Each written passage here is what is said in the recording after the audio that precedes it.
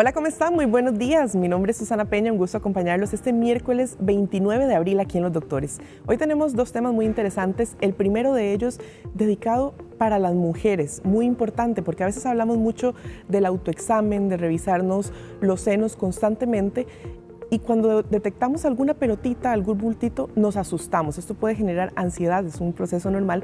Precisamente hoy vamos a hablar todos esos bultitos. ¿Son peligrosos? ¿Qué deberíamos hacer ante la aparición de una? Y le vamos a presentar a continuación a nuestro invitado, el doctor Álvaro Peña, quien es senólogo. Doctor, buenos días, ¿cómo está? Buenos días, Susana. Un gusto que nos acompañe. Muchas gracias. Estábamos hablando de esto, yo creo que a la mujer le genera ansiedad, ¿verdad? En el momento en que detecta que tiene algo, inmediatamente como que es un susto. Sí, y eso es básicamente por la cancerofobia a nivel general que hay y que lo asocian principalmente con que ya es algo malo. Y es todo lo contrario. La mayoría de lesiones mamarias, principalmente bultos, la mayoría que aparecen y desaparecen son benignas. Entonces eso sí es importante, que la paciente o que la mujer sepa que la mayoría de lesiones son benignas. A ver, siempre que aparezca una lesión, siempre hay que estudiarla, pero la mayoría son benignas. Dice usted, aparecen y desaparecen. ¿Esto es posible? Eso es posible principalmente en aquellas pacientes jóvenes donde la causa aparente es meramente la parte hormonal. Entonces usualmente antes de que venga la menstruación o el periodo menstrual, los senos están muy estimulados precisamente ¿por qué? Porque la concentración de estrógenos es alta, entonces estimula también a nivel mamario y muchas veces posterior a que pase el periodo menstrual ya la concentración baja y esos malestares y esos nódulos que en su mayoría son benignos podrían desaparecer. Y doctor, específicamente, ¿qué son? Digamos, no sé, ¿son quistes? ¿Qué son esas pelotitas que aparecen? A ver, hay muchas lesiones mamarias, pero bueno, las principales son quistes, que quistes hay de diferentes tipos. Hay quistes simples, que son la mayoría, que son simple y sencillamente como bolsitas de agua que se forman por puro estímulo. Hay otros quistes que son más complejos porque tienen otras características. Y por otro lado, otra de las lesiones muy frecuentes son los fibroadenomas, que simple y sencillamente es crecimiento del estroma a manera de bulto, de nódulo, que sí se ha relacionado, como te dije anteriormente, con puro estímulo hormonal. Ahora yo hablaba del autoexamen, ¿verdad? Porque es lo que nos recomiendan. ¿Hay alguna parte específica de la mama donde aparezcan estos bultitos? No, en realidad puede aparecer en cualquier parte de la mama. Obviamente es más frecuente hacia el cuadrante superior externo porque usualmente ahí es donde se presenta más tejido mamario, pero puede aparecer en cualquier lugar. De hecho, hay mujeres que tienen tejido mamario ectópico, que se llama tejido que crece fuera de la mama, a nivel axilar, y ahí perfectamente podrían desarrollar estas lesiones. Ya hablamos entonces frecuentes en mujeres jóvenes, más que todo, pero ¿cómo influyen, por ejemplo, los cambios hormonales del ciclo menstrual, por ejemplo? Sí, como te dije anteriormente, antes de que venga la menstruación, los niveles de estrógeno son altos, y también en pacientes perimenopáusicas también, donde cursan con esos periodos de tantos cambios hormonales, a veces hay estímulos y de hecho eso se traduce, no sé, cuando ustedes han ido a hacer alguna mamografía o un ultrasonido, que el radiólogo le dice es que sus mamas son muy densas, entonces eso traduce también que hay estímulo hormonal de por medio. Doctor, yo le voy a contar una anécdota. Una vez yo fui a hacerme un examen y el doctor me decía, es que aquí hay un bultito. Y él de verdad decía que ahí estaba el bultito, pero yo me pasaba la mano y yo nunca sentí nada, aunque al final sí estaba. ¿Cómo hago yo en mi casa cuando me estoy haciendo un autoexamen de verdad para saber que tengo algo? ¿Hay alguna técnica, algo que usted nos pueda recomendar? Sí, a ver, una cosa muy importante que tiene que quedarles claro es que el autoexamen no salva vidas en el contexto de cáncer de mama. Lo importante del autoexamen es que la mujer se conozca y que sepa detectar cuando algo es diferente, porque inclusive para nosotros mismos que tenemos experiencia en palpar nódulos, a veces es muy difícil definirlos como tales. Y como vos bien nos decís, las pacientes con mamas fibrosas, definir un nódulo es muy difícil. Entonces, Yo diría que más importante que el autoexamen es hacerse una mamografía a tiempo. Eso sí, en un buen lugar, con un buen equipo diagnóstico, para así detectar lesiones cuando todavía no llegamos a que sean nódulos, en caso de que sea algo, digamos, maligno.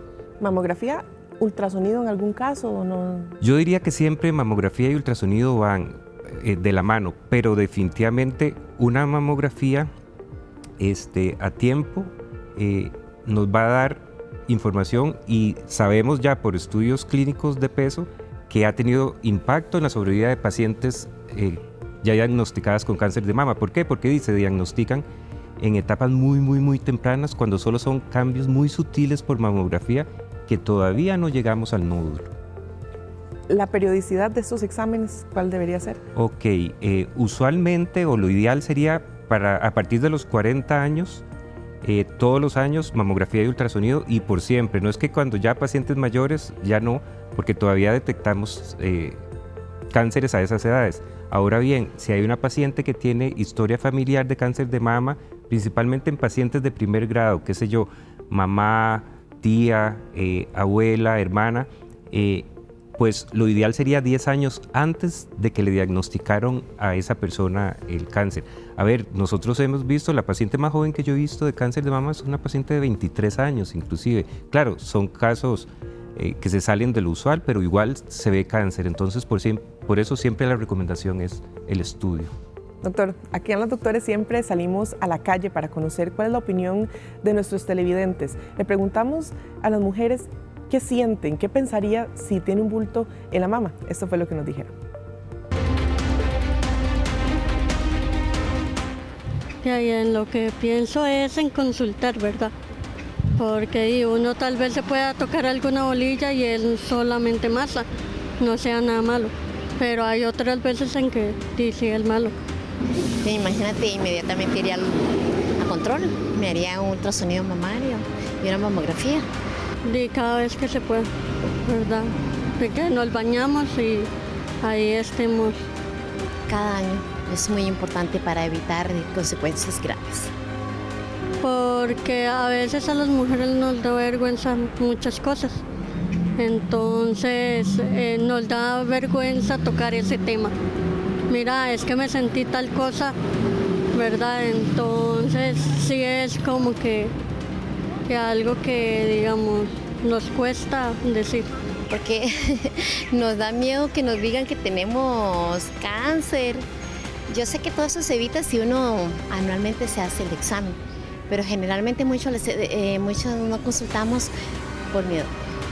Por el miedo de que vamos y que nos digan, mira, tenés tumorcito, tenés quistes, pero yo recomiendo a todas las mujeres que deberíamos de hacerlo por el bien de nosotros y más si somos madres, ¿verdad? Por nuestros hijos.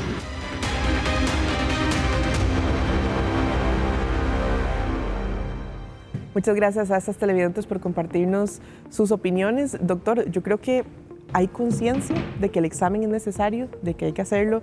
Ahí mencionaban una vez al año, pero también me queda claro que esto de verdad genera mucho temor.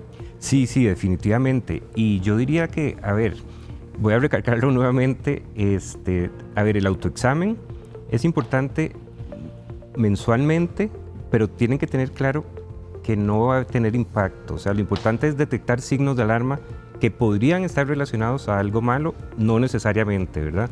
Por ejemplo, que se descubre un nodulito que está duro, indurado, de nueva aparición, o sea, que el ciclo anterior no me lo descubrí. Algún hundimiento en la piel, usualmente el autoexamen empieza con verme los pechos frente a un espejo, entonces ver esas alteraciones, algún dato de inflamación que no se veía, algún cambio en la areola, en el pezón, y una cosa muy importante también que no lo hemos comentado hasta el momento, los hombres también pueden llegar a generar cáncer de mama, obviamente en menos incidencia que las mujeres, entonces también es importante que de vez en cuando se revisen y acudan a consulta también. Y lo más importante, cuando se detecte algo diferente, que consulten. Yo diría que lo ideal sería que primero consulten para canalizar si realmente necesita una mamografía, un ultrasonido o ambos. Usted mencionaba cambios en la piel, alrededor. ¿Qué podríamos ver como para tenerlo ahí claro y que nos alerte si es necesario?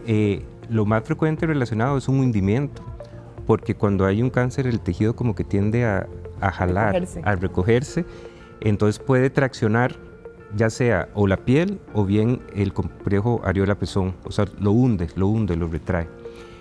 También cambios inflamatorios, no asociados a, digamos, a fenómenos de mastitis, que la piel se pone roja, que la piel se pone como piel de naranja en alguna zona específica.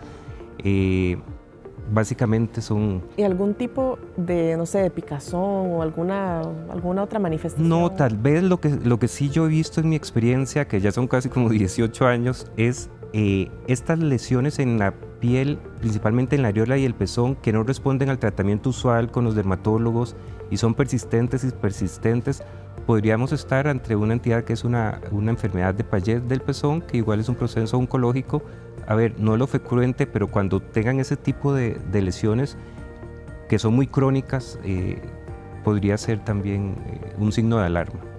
Recuerde que más adelante vamos a abrir el consultorio, nos puede ir escribiendo al 64 77 77 78 para que le haga todas las consultas que tenga al doctor Peña. Estamos hablando de bultos en los senos. Si tiene alguna consulta, mándela de una vez por WhatsApp y más adelante también abriremos la línea telefónica que ya usted tiene en pantalla. Doctor, hay un mito popular que dice, si no duele, no es cáncer. ¿Eso es cierto?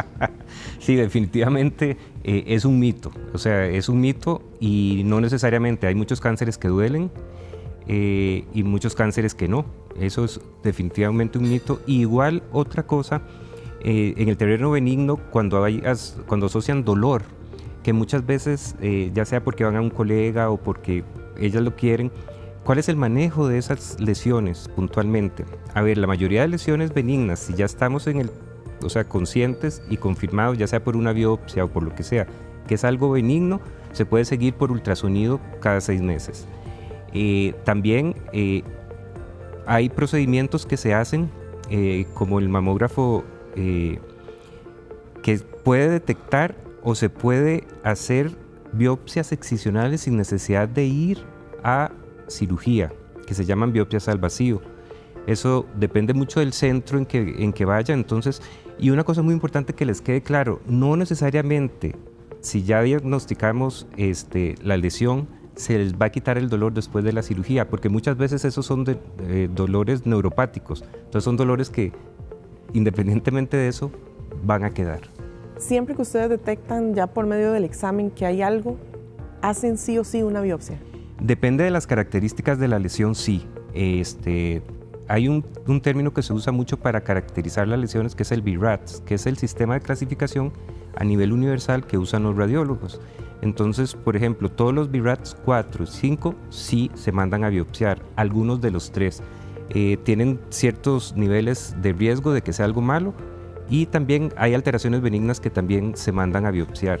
El diagnóstico de las lesiones mamarias, ya sea para benignidad y principalmente malignidad, hay 3 pilares: la parte clínica, la parte radiológica y la parte de biopsia. Y las 3 conjuntamente, pues llegamos al diagnóstico. Perfecto, doctor. A las 10 y 14 minutos seguimos con más de los doctores.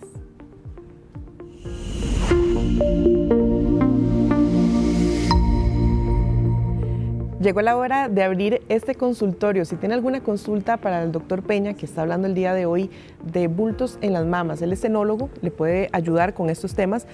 Nos puede escribir por WhatsApp, lo tiene en pantalla, también llamarnos al 2290-6247. Doctor, aquí ya tengo algunas consultas por WhatsApp. Dicen, ¿cuál es el protocolo para mayores de 65 años? ¿Cada cuánto debe realizarse la mamografía? Mamografía igual todos los años. Y dependiendo del tipo de mamas que tenga, también ultrasonido, pero mamografía anualmente por siempre. ¿Por qué? Porque todavía se detectan cánceres a esas edades. Y principalmente, ¿por qué? Porque a mayor edad, mayor riesgo de desarrollar cáncer de mama, un cáncer muy particular, pero sí, entonces anualmente. Vamos a saludar a doña Rita Castro, que nos está llamando desde Moravia. Muy buenos días. Buenos días, muchas gracias. Gracias a usted por llamarnos. ¿Cuál es su consulta? Sí, tengo una mamografía reciente, bueno, tengo 63 años. Tengo una mamografía reciente en donde indican que hay probable lipoma en la mama izquierda, dice clasificación Virat 0. Entonces ellos recomiendan un ultrasonido mamario para complementar. Sí, sí señora. Virat 0 quiere decir que se necesita de otro estudio de imagen para llegar a caracterizar más esa lesión. En el caso suyo fue una mamografía y necesita un ultrasonido. Hay otros casos que necesitan una resonancia mamaria o algún otro estudio diagnóstico. Entonces sí, la recomendación está bien, que necesita un ultrasonido para caracterizar mejor esa lesión. Recordemos también que es importante que cuando nos describen algo en una mamografía o en un ultrasonido, es sugestivo de, en realidad, un diagnóstico de lipoma o de fibroadenoma o inclusive de quistes, un diagnóstico meramente histológico. Pero bueno, sí, definitivamente di un ultrasonido para tratar de caracterizar finalmente esa lesión. Aquí por WhatsApp también nos están preguntando, doctor, ¿es de cuidado cuando le dicen que las mamas son densas? ¿Eso es una señal de alerta? A ver, de alerta en el sentido de la densidad mamaria es para efectos prácticos, qué tan fibrosas son las mamas. Usualmente a mayor edad, menos fibrosas. Entonces, el diagnóstico en ese tipo de mamas es muy difícil. Inclusive en mamógrafos especializados o bien por radiólogos mamarios.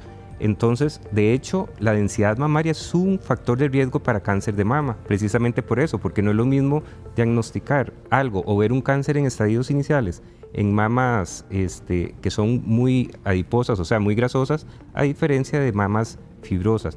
Y ahí sí, y lo recalco nuevamente, un buen equipo de mamografía, ojalá con tomosíntesis, y un ultrasonido a tiempo y preferiblemente o idealmente con un radiólogo experto en mama marcan la diferencia.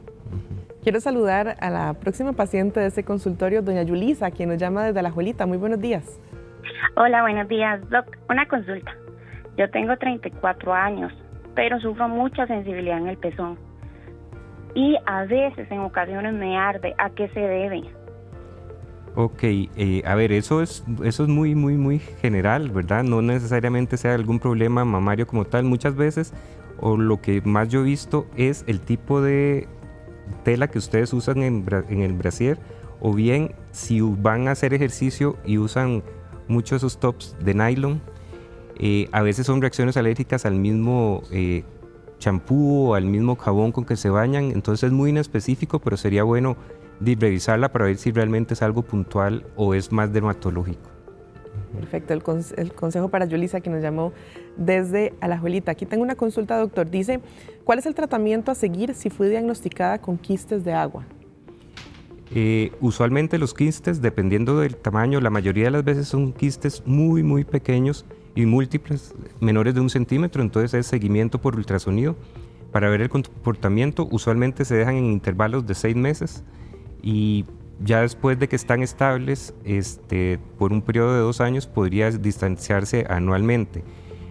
Hay quistes que, si son quistes simples, usualmente, y son grandes, el mismo radiólogo que, vuelvo a lo mismo, ojalá que sea un radiólogo intervencionista mamario, en el mismo momento que le hace el ultrasonido, ahí se drena y se siguen. El comportamiento de los quistes fluctúa mucho, o sea, no hay un patrón. A veces desaparecen, a veces crecen de tamaño, a veces se hacen más, no hay un patrón, digamos, a seguir. Lo que uno esperaría que a mayor edad pues vayan desapareciendo, pero no necesariamente. Vamos ahora hasta Sabanilla porque ahí tenemos a Sofía, que tiene una consulta. Muy buenos días. Buenos días, muchas gracias. Tengo un lipoma que se diagnosticó está en una de las mamas y se diagnosticó por ultrasonido y por mamografía. Yo quisiera saber si esto es una lesión maligna. Ok, los lipomas como tales no son lesiones malignas y no tienen riesgo de desarrollar cáncer y mucho menos cáncer de mama, porque el lipoma es algo meramente del tejido adiposo, del tejido graso que está en la mama. Entonces, no, usualmente el seguimiento es por ultrasonido y ya si es muy grande y crece mucho, pues eventualmente valdría la pena la opción de removerlo por una cirugía, pero usualmente con seguimiento de ultrasonido es suficiente. Este mensaje, doctor, dice: buenos días, a mí me sale líquido, a veces rojo, a veces verde o amarillo. Tengo mucha sensibilidad y dolor. Me mandaron a hacer un ultrasonido. ¿Será un indicio de cáncer? Nos escribe esta televidente desde Catira de Guatuso. Un saludo para ella. Muchas gracias por la pregunta. A ver, los líquidos por el pezón, igual es una gama muy amplia.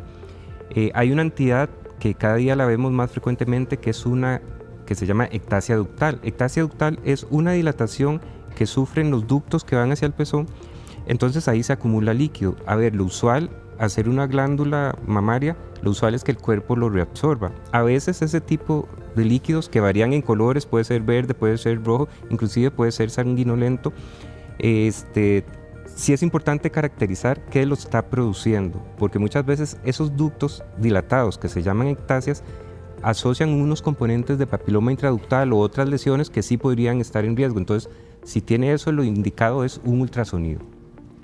Perfecto, ese era el consejo para la televidente que nos escribió desde Catira de Guatuso. Aquí tenemos otra, una mujer joven, dice: tengo 25 años y cuando me baja la menstruación se me hace siempre una pelotita en el pecho derecho y me baila. Me duele, ¿qué podrá hacer? A ver, eso es muy general, pero lo más frecuente y asociado a la menstruación en pacientes de su edad es un quiste, y más si va y viene conforme pasa la menstruación.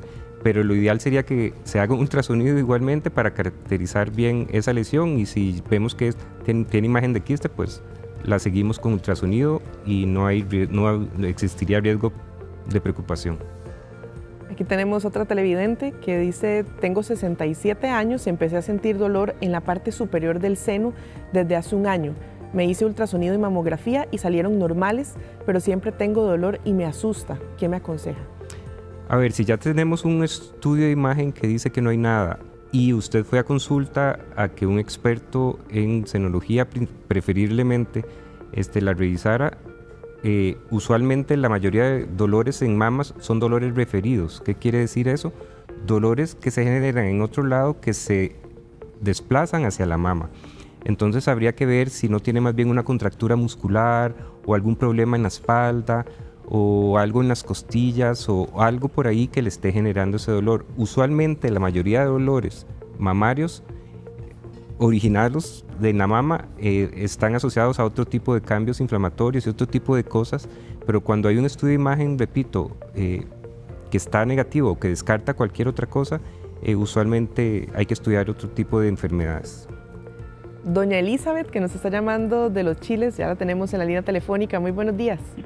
Buenos días, doctor. Es que a mí me salen unas pelotas en los pechos. Yo fui ya que me hicieran me hicieron una mamografía, al final no se perdió el diagnóstico, no sé nada, tengo otra mamografía en estos días, pero a mí se me hacen pelotas en los pechos, pero son unas pelotas enormes, se me inflaman y el pezón se me enrojece y se me pone inflamado totalmente y me dan como calenturas, como cuando uno tiene mastitis después de que queda embarazado y tiene mucha leche en las tetas, así se me ponen los pechos, pero calientes demasiado.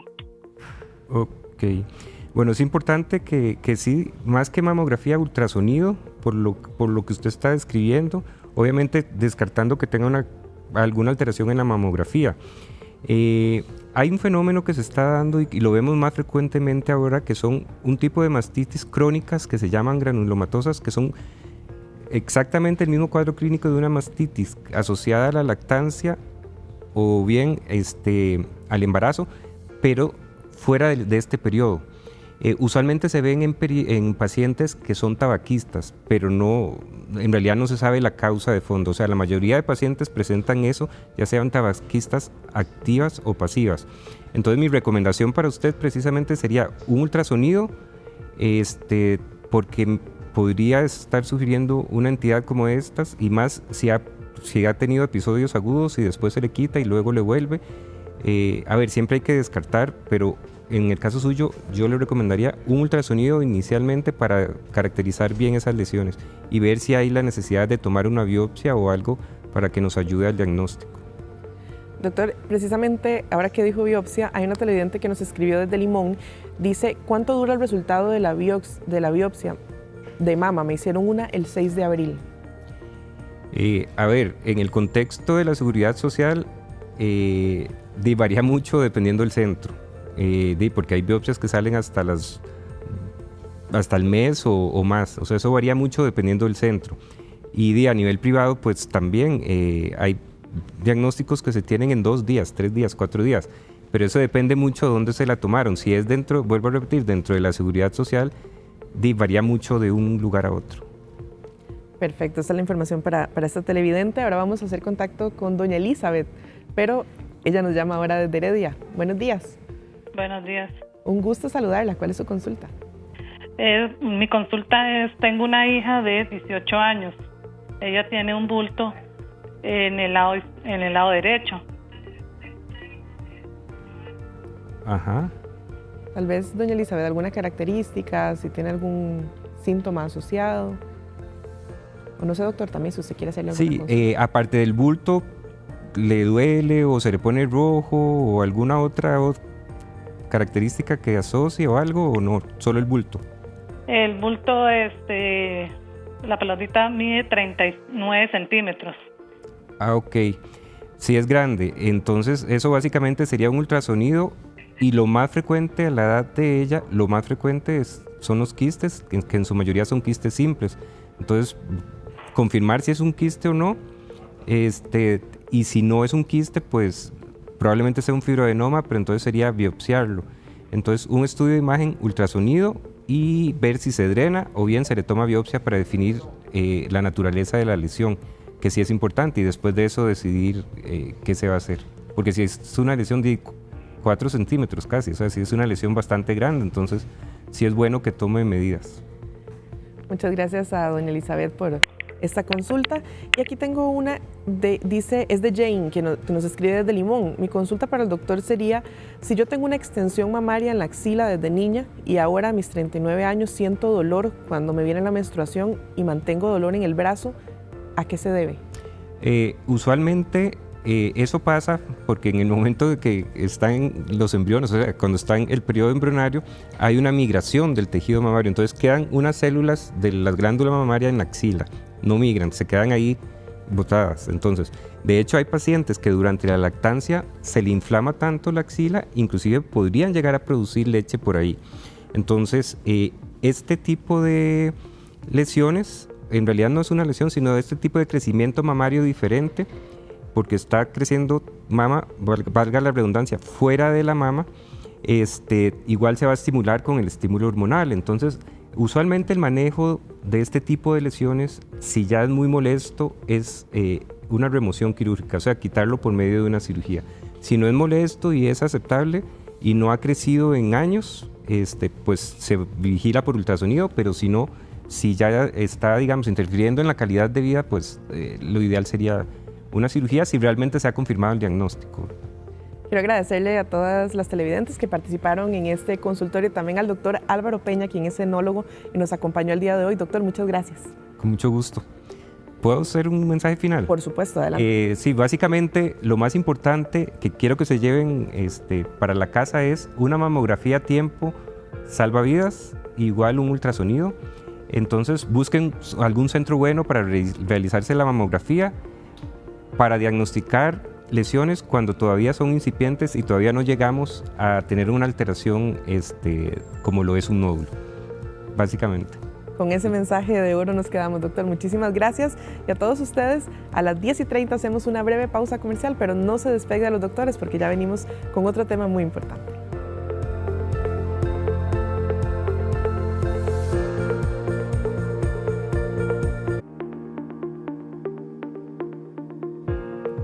Y 31, gracias por continuar con nosotros acá en Los Doctores. Vamos a hablar del segundo tema del día, dolor de estómago crónico, porque ¿quién no ha tenido dolor de estómago? Pero es normal que pase frecuentemente. De eso vamos a hablar con el doctor Manuel Rojas, médico internista, quien ya se encuentra acá con nosotros. Doctor, qué gusto que esté con nosotros. Un placer estar otra vez por acá. Cuéntenos sobre el dolor de estómago, ¿cómo nos damos cuenta que ya es algo crónico? La definición de dolor abdominal crónico es el paciente que tiene dolores a repetición por un lapso de mínimo 3 meses. Sin embargo, todo paciente que ya tiene más de un mes, más de 4 semanas, evidentemente hay que estudiarlo como un dolor crónico, pero la definición son 3 meses. 3 meses. ¿Cuáles son las causas más frecuentes de este problema? Entonces es interesante, ¿verdad? Porque existen múltiples causas de dolor abdominal. Unas pueden ser simplemente de tipo no orgánico, es decir, el famoso síndrome de intestino irritable, que es de lo más frecuente. Son los pacientes que orgánicamente no tienen ninguna alteración en el intestino, pero siguen quejándose de dolor abdominal, de distensión, alternabilidad entre diarrea y estreñimiento, y que, por decirlo así, el fenómeno se cronifica en el tiempo, ¿verdad? Eso es de lo más frecuente. Sin embargo, podemos tener un montón de causas más de dolor abdominal. Por ejemplo, los pacientes que tienen intolerancias alimentarias. Entonces, los pacientes que tienen intolerancia al gluten de trigo, los que tienen intolerancia a la lactosa, a la caseína y a cualquier alimento en general que relacione una causa-efecto, estos pacientes pueden generar dolor abdominal ante la exposición a alguna de estas sustancias. Podemos tener también ya causas propiamente dichas anatómicas. Por ejemplo, un paciente que ha tenido X cirugía, o sea, una cirugía abdominal, puede generar adherencias. Adherencias son como ganarse como pequeños elásticos o ligas que tiene dentro del abdomen que pueden comprimir, que pueden estrangular en forma transitoria alguna víscera, como el intestino delgado, el intestino grueso, y generar dolor abdominal episódico. Y así hay pacientes también que pueden tener otro tipo de dolores más de tipo ubicado a nivel de tracto digestivo alto. Por ejemplo, los pacientes que tienen una famosa gastritis, que esto es importante, el paciente que se queja de dolor en la boca del estómago, la sensación de ardor y demás, que a veces uno la etiqueta en primera instancia como una gastritis, pero sin embargo el reflujo gastroesofágico lo puede dar, una lesión maligna del estómago lo puede dar. Entonces, ahí es donde viene también otra cosa importante, que a veces la gente se acostumbra a tener el dolor, se acostumbra a convivir con el dolor, se acostumbra a automedicarse y entonces está enmascarando un proceso más serio porque sin haber hecho estudios lo etiquetó como una gastritis y tenía algo más serio. Doctor, para ver si le comprendo, digamos, una persona que tiene este dolor crónico, ¿podría ser el síntoma de algo? ¿O si lo dejamos avanzar y avanzar y avanzar, podría convertirse en una enfermedad? Indudablemente el dolor ya per se es una condición que merece estudiarse y hay que ponerle apellidos, porque como te decía, hay miles de causas de dolor abdominal. El dolor abdominal relacionado con el tubo digestivo alto, que es el esófago, el estómago, la primera porción del intestino delgado, o dolores relacionados a vísceras huecas de tubo digestivo bajo, donde tenemos colon, ahí tenemos todos los tipos de colitis habidos y por haber. También podemos tener dolores asociados a vísceras sólidas intraabdominales, dolores asociados a problemas de páncreas, problemas asociados a problemas de hígado, problemas de vaso, y en la cavidad abdominal también hay otro tipo de vísceras que pueden tener compromiso y generar dolor. Entonces todo dolor debe ser exhaustivamente estudiado y aquí es donde el médico se guía primero haciendo una historia clínica que te diga cuánto tiempo tiene de evolución el dolor, en qué circunstancias se presenta el dolor. Es decir, por ejemplo, si comió una X cosa y después de eso desarrolla el dolor, puede existir una relación causa-efecto con lo que está comiendo. O puede ser una relación causa-efecto por la liberación de ácido después de haber comido. ¿En qué circunstancias aparece? Si el dolor aparece después de hacer ejercicio, si aparece en reposo, o si aparecen los famosos signos de alarma, banderas rojas. Es decir, un dolor abdominal que ya tenga sangrado rectal, un dolor abdominal que esté perdiendo peso, un dolor abdominal asociado a fiebre. Todo esto lo que hace es un esquema mental en el médico para ir buscando cuál podría ser la causa del dolor abdominal que tiene el paciente. Entonces, banderas rojas, sangrado. Sangrado, pérdida de peso, eso es muy importante. El dolor que se presenta de noche, el que te despierta en la noche, es un signo de alarma. ¿Por qué? Porque usualmente las causas funcionales, como el síndrome de intestino irritable, antiguamente llamada colitis nerviosa, pues usualmente va asociado al día. En la persona anda estresada, ansiosa, presenta dolor abdominal, distensión y demás. Pero el paciente que el dolor lo despierta en la noche, probablemente es una causa orgánica y obliga a estudiarlo.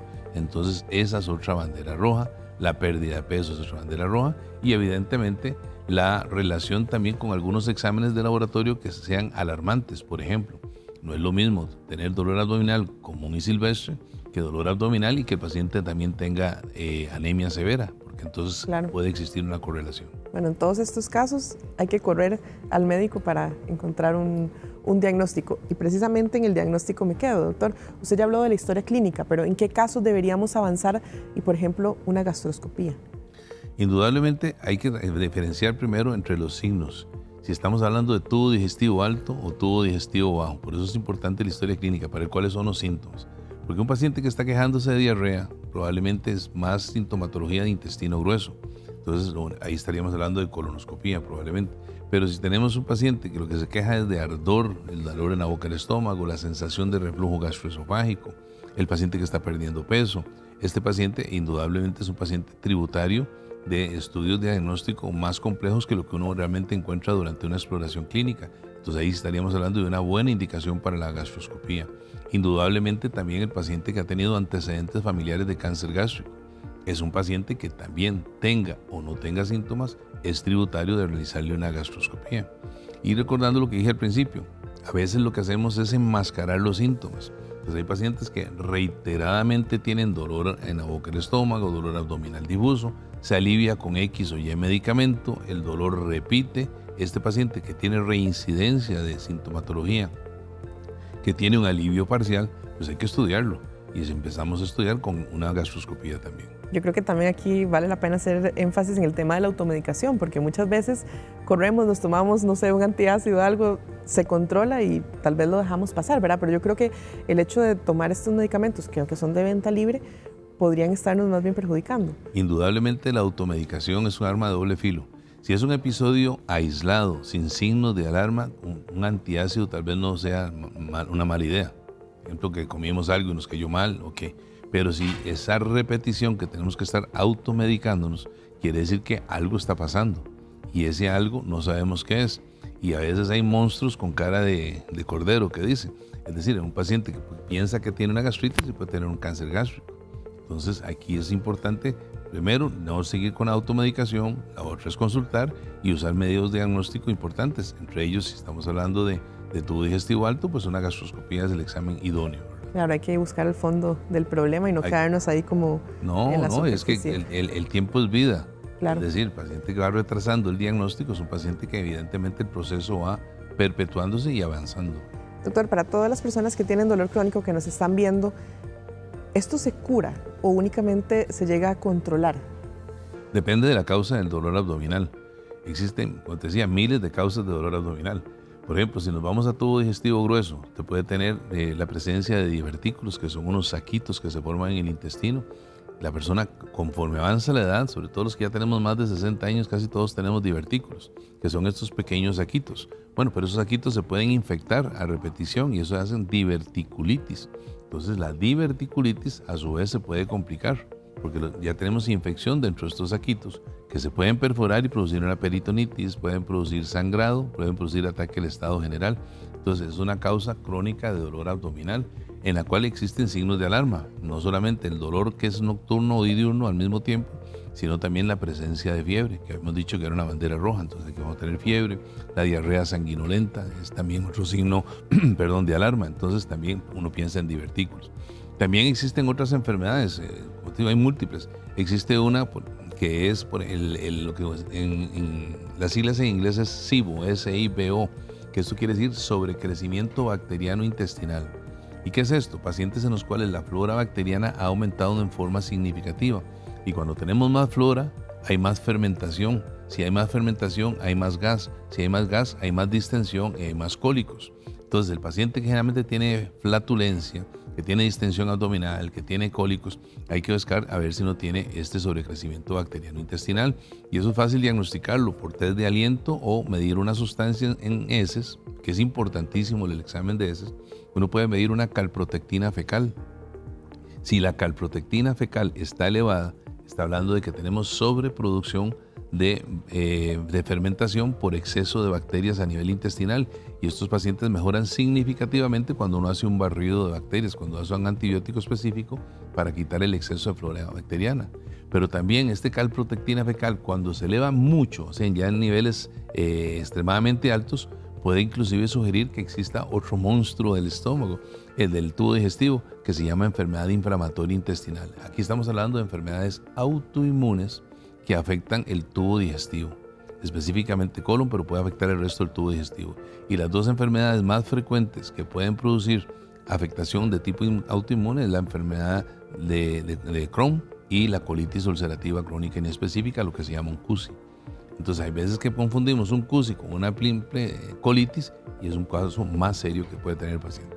Claro, lo que me queda así, pero clarísimo, es que no hay que dejarlo pasar, que ante los síntomas lo mejor es consultar a un médico. A las 10:42 vamos a hacer una breve pausa aquí en Los Doctores, pero no se despegue porque ya vamos a abrir el consultorio. Si tiene dudas sobre dolor de estómago crónico, dolor abdominal crónico, quédese con nosotros y aquí el doctor Manuel Rojas se las va a contestar. Ya volvemos.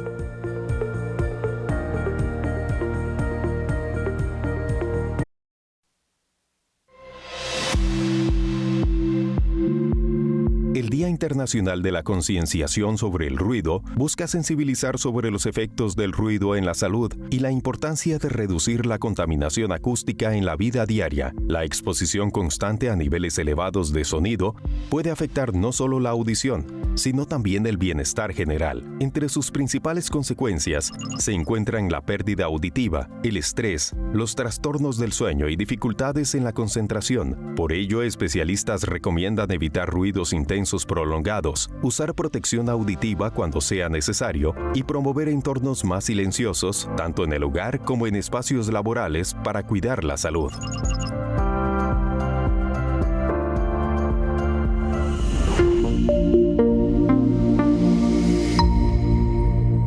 Abrimos este consultorio para que usted haga todas las consultas que tenga sobre el tema de dolor abdominal crónico, dolor de estómago crónico. Tiene en pantalla las formas de comunicarse con nosotros. Nos puede escribir por WhatsApp al 6477-7778 o llamarnos al estudio al 2290-6247. Doctor, aquí tengo la primera consulta que nos llegó por medio del WhatsApp y dice: a mí me duele el estómago frecuentemente y siempre está acompañado de diarrea. ¿Eso es normal? Evidentemente no es normal. Primero porque dice siempre, ya dice que sí, ya es un cuadro crónico. Entonces hay que valorar cuáles son las causas de diarrea que puede tener. La diarrea puede ser infecciosa, que no pareciera ser el caso de ella. La diarrea puede estar asociada a problemas de síndromes de mala absorción, es decir, pacientes que no absorben en forma adecuada los nutrientes. Eso lo puede uno ver en los pacientes que tienen deficiencia de B12, en los pacientes que tienen pancreatitis crónica, los pacientes que tienen problemas de vesícula, los pacientes que les ha quitado la vesícula también generan problemas de mala absorción. Entonces hay que buscar la causa de la diarrea crónica o inclusive una intolerancia alimentaria también puede generarlo. Entonces hay que estudiarla. Aquí tenemos otro testimonio de un paciente. Dice: tengo 24 años, me detectaron hace 8 días una hernia en la boca del estómago y gastritis. Sin embargo, ya me hicieron colonoscopía y gastroscopía, vieron hemorroides internas y a todo esto que coma gelatina, chayote, etc. Lo vomito. Mi dolor abdominal es crónico por más pastillas. Bueno, ahí las menciona, no se quita, me hicieron 2 biopsias y espero resultados del mismo, aún teniendo un control nutricional. Siempre estoy inflamada de manera muy notoria, tengo que aprender a vivir con medicamentos y una dieta toda la vida. No sé cómo proceder ante estos diagnósticos. Primero, tiene una edad relativamente joven, 24 años. La otra es que tiene múltiples síntomas, es decir, por ejemplo, lo primero que menciona es que tiene una hernia, probablemente una hernia yatal. La hernia yatal lo que hace es que favorece que haya reflujo, es decir, contenido ácido del estómago va hacia el esófago. El esófago normalmente no debería tener exposición al ácido y eso puede generar esofagitis por reflujo, es decir, irritación del esófago por la exposición al ácido. Eso es una cosa. El otro síntoma que dice que se siente distendido, que se siente como abombado, eso no tiene que ver con el reflujo. Ahí hay que buscar las otras causas, entre las que estábamos mencionando al principio, del SIBO, el paciente que tiene sobrecrecimiento bacteriano intestinal a nivel de intestino delgado. Entonces pudiera tener una combinación de las dos cosas, lo del SIBO y lo del sobrecrecimiento y lo del reflujo gastroesofágico. Entonces hay que combinar medicamentos en ambos casos. Perfecto. La recomendación entonces que consulte a su médico. Ahora vamos a recibir a doña María de los Ángeles, que nos llama desde San Sebastián. Muy buenos días. Buenos días, Susanita, preciosa. Eres un ángel de Dios. Muchas gracias, doña María. Y al doctor, mucho gusto en conocerlo. Qué lindo, que Dios los bendiga. Soy María de los Ángeles López de San Sebastián. Tengo 71 años.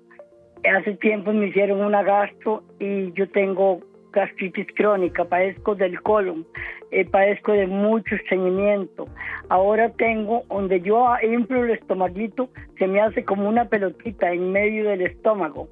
Y casi todo me cae mal. Si me como un pedacito de grasa con alguito, aunque sea un pedacito de grasa, en la madrugada me despierto con reflujo, hasta por la nariz se me viene como una agua. Muchas gracias y que Dios me les bendiga. Voy a escucharlo. Amén, doña María. Muchas gracias por llamarnos y también por sus lindas palabras, doctor. ¿Qué le podemos decir? Que primero que es un caso complejo porque hay que estudiarla bien, sobre todo porque ella ya casi que se acostumbró a estar viviendo con los síntomas y esto no es normal. La sensación de reflujo que experimenta también hay que estudiarla. Hay medicamentos que pueden ayudar con eso. Evidentemente vamos a lo mismo, no es tragar pastillas por tragarlas, sino ya tener un diagnóstico.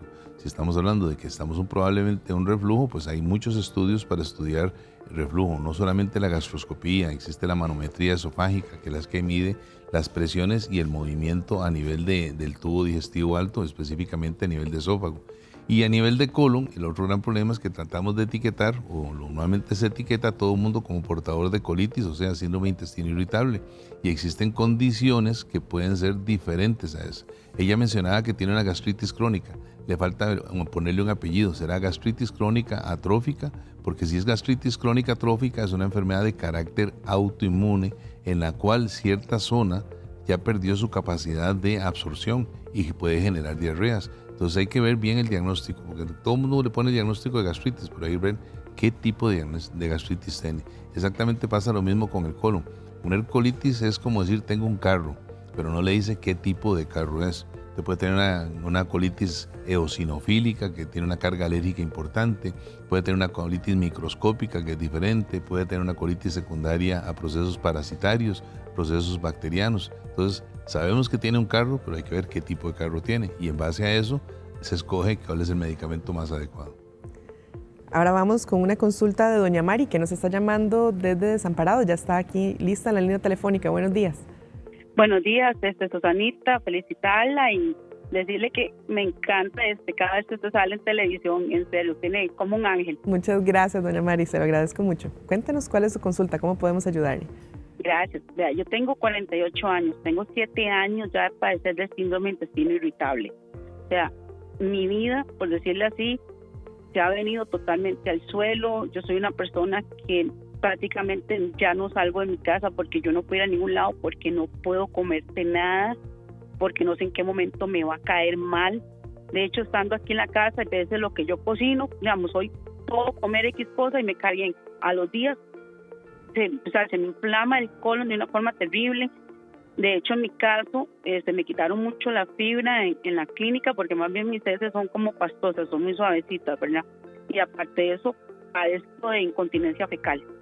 Tal es así que yo ya tengo muchos años de usar toallas fijas porque, o sea, es como ver el pañal de un bebé, me he quemado esas nalguitas por dentro. O sea, siento que mi calidad de vida ya no es, no tengo calidad de vida. Ahorita tengo rato de tomar Multiflora Advance y la loperamida, ¿verdad? Para controlar un poco las crisis. Quisiera saber si el sí es un padecimiento ya crónico o si tiene cura, ¿verdad? Porque como te digo, o sea, ya desde mis 40, 41 años estoy padeciendo eso y cada vez me veo como obligada a estar más en mi casa. Como te digo, y si salgo a algún lado no puedo tomar absolutamente nada hasta que regrese, ¿verdad? Entonces, agradecerle al doctor, muchísimas gracias. Gracias a usted por llamarnos, doña Mari, doctor. Yo dejaría de último diagnóstico el síndrome de intestino irritable o la famosa colitis nerviosa por el grado de compromiso y afectación que le está generando. Obviamente hay que estudiarla en forma adecuada. Hablábamos al principio de los exámenes de heces. Vea que un examen de heces, pinche, vulgar y silvestre, le digo yo, da un montón de información. En un examen de heces usted puede ver si tiene grasa. La presencia de grasa en las heces nos está hablando de que existe un síndrome de mala absorción, es decir, no está absorbiendo nutrientes y esto puede generar diarrea. Y esto puede venir por pancreatitis crónica, es decir, estamos hablando de una condición que no está en el estómago, no está en el intestino grueso, sino que más bien está en el páncreas. Entonces la presencia de grasa es importante documentarla. La presencia de la sustancia esta que mencionaba, la calprotectina fecal, tener calprotectina fecal, eso no es del síndrome de intestino irritable. Si la tiene elevada, y dependiendo de qué tan elevada, habla de un sobrecrecimiento bacteriano intestinal y consecuentemente mientras no se barra el exceso de flora bacteriana, va a existir fermentación, va a existir gases, va a existir cólico, va a seguir con dolor. Entonces hay maneras de corregirlo. Y a su vez, si está extremadamente alta, pues ya uno empieza a buscar también lo que es la famosa enfermedad inflamatoria intestinal. La otra cosa es que hay que ver por qué tiene incontinencia, porque hay enfermedades de carácter neurológico que pueden afectar el tubo digestivo. Ejemplo, los diabéticos, por ejemplo. Los diabéticos pueden desarrollar enteropatía diabética, es decir, afectación del tránsito intestinal por diabetes. Que la gente dice, bueno, el diabético es solo neuropatía diabética, no, hay enteropatía diabética. Entero quiere decir intestino. Entonces pueden tener afectaciones intestinales por diabetes y por otras enfermedades metabólicas. Entonces el tener incontinencia obliga también a estudiarla desde el punto de vista neurológico. Quiero saludar a doña Catherine, que nos está llamando desde Alajuelita. Bienvenida al consultorio aquí en Los Doctores. Buenos días. Buenos días. Esto es para hacer una consulta al doctor. Yo tengo 39 años y yo padezco de reflujo. No puedo tomar ni lácteos ni leche, los frijoles y el pan para mí es algo crítico.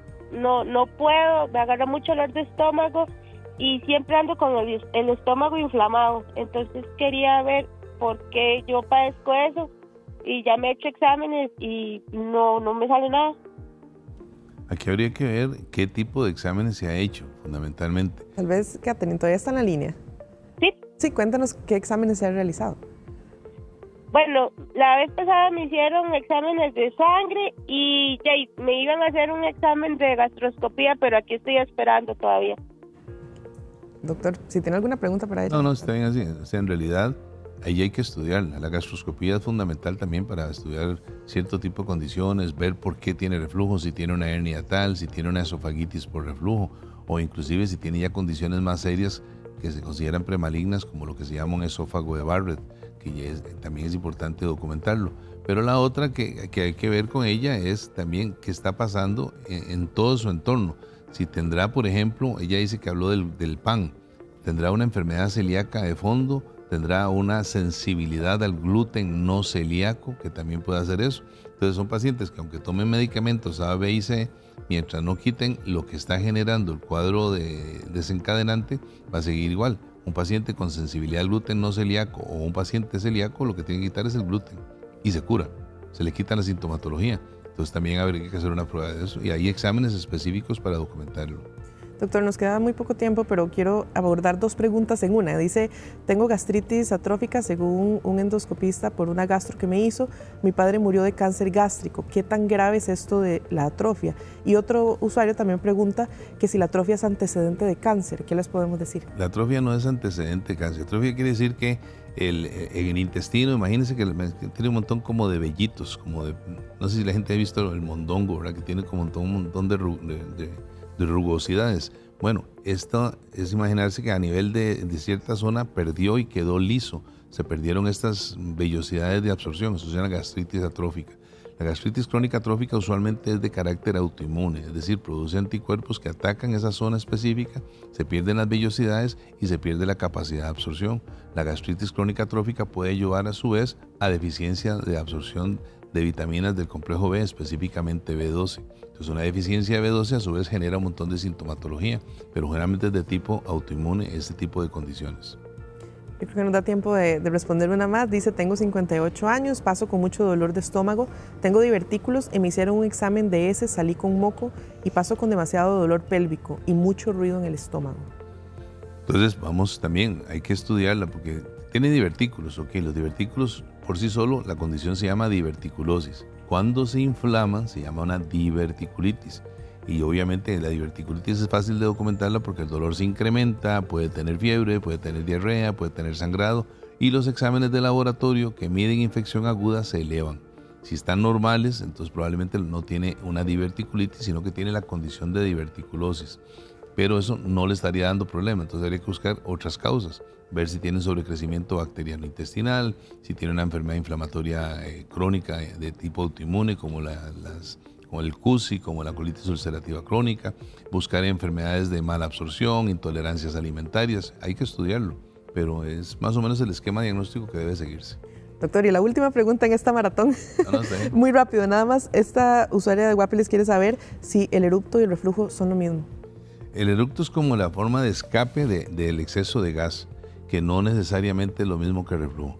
En el reflujo lo que estamos hablando es que contenido ácido del estómago empieza a pasar a través de la hernia yatal usualmente y llega al esófago, produciendo irritación del esófago que normalmente no tiene que estar expuesto al ácido, y eso produce esofagitis, que a su vez la esofagitis, así rápido, no siempre es la sensación de ardor.